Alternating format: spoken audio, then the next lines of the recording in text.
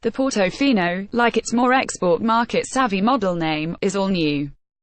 The car's styling may be characteristically dressy, but it undoubtedly makes for a much better proportioned and visually appealing car than the California was.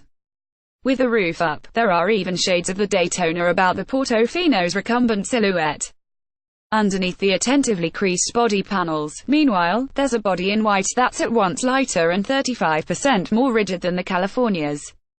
The car's suspension has been stiffened, its magnetorheological adaptive dampers retuned and its steering system both quickened and switched over from hydraulic power assistance to electromechanical. Under the bonnet, a reappraisal of induction and exhaust design of the car's 3.9-litre, 90-degree, flat-plane crank, twin-turbo V8, together with the adoption of some new internals, conjures an additional 38 bhp of peak power. The Portofino's V8 is unusual among the latest force-fed equivalents because the exhaust sides of its cylinder heads are the outer ones, and so its turbos are mounted low and wide rather than in the configuration that Audi and Mercedes-AMG call a hot V. Ferrari says it experimented with both layouts, but this one packages best in both the Portofino and 488, and delivers less exhaust back pressure and a lower center of gravity than the alternative would. While Ferrari may only have liberated 4 pounds-feet of additional torque here, given that it has also saved 80 kilograms in the car's curb weight, this car trumps Aston Martin's equally new DB11 Volante on power-to-weight ratio by more than 75 bhp per ton.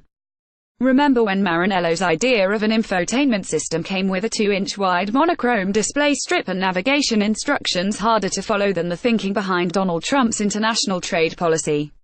How things change. The Portofino's driver gets the familiar duo of 5 inches color instrument displays flanking the central analog rev counter, which remain a bit busy and unintuitive, and the passenger gets their own widescreen touch-sensitive display too, though only as a £3,300 option.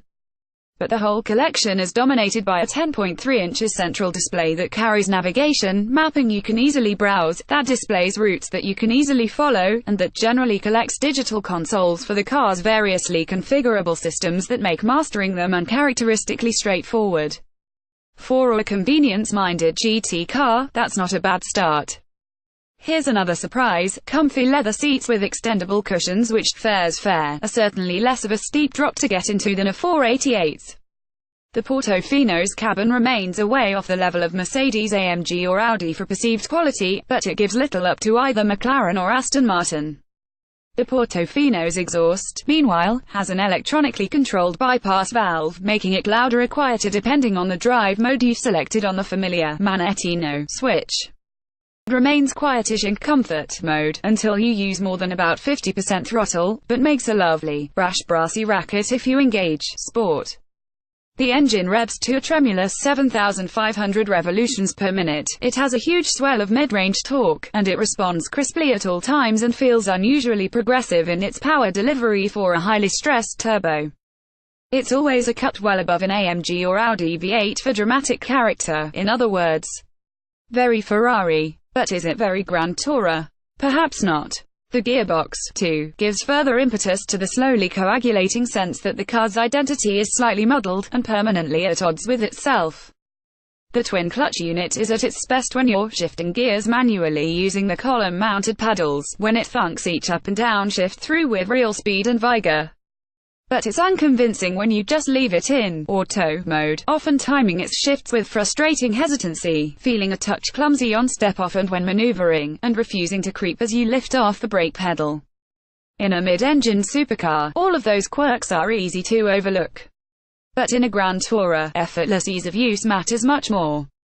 In typical Ferrari convention, the Portofino has 3 driving modes which variously configure its powertrain, dampers, steering and stability control, but it also has a separate, bumpy road, suspension override button so that you can have most of the systems set for optimum driver engagement but the dampers set to soft.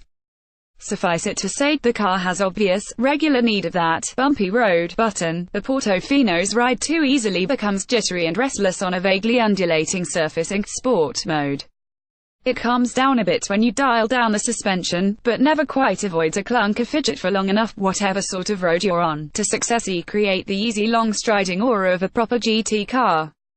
There's a touch of body shudder, too, over the worst, sharpest lumps and bumps.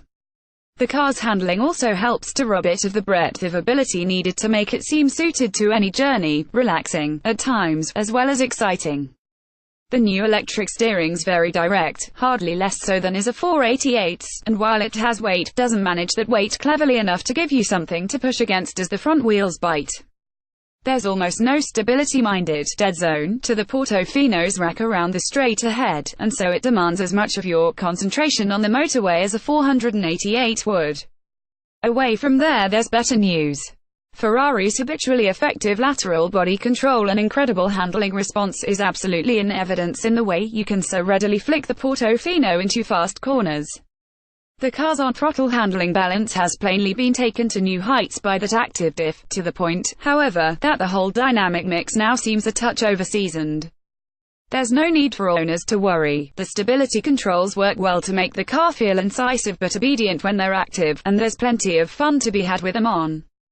But Ferrari's remarkable side-slip control oversteer tamer isn't fitted here, and without it, you just never feel sufficiently at ease with the car's steering pace, or have the confidence you'd need in the predictability of the rear axle, to be inclined to get stuck into that final layer of the driving experience.